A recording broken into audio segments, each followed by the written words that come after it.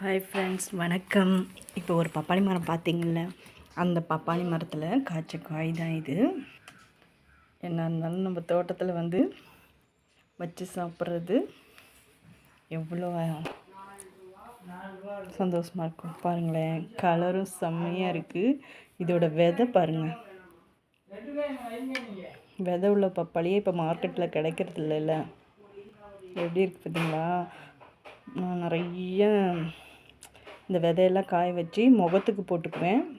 அதுக்கப்புறம் செடி அடுத்து வேணுமில்ல, அப்புறம் செடிக்கும் காய வச்சு போடுவேன். தலைக்கு தயிரில் போட்டு தேய்ச்சோம்னா ரொம்ப நல்லாயிருக்கும். எவ்வளோ நல்லா இருக்குது. வாங்க சாப்பிட்லாம்.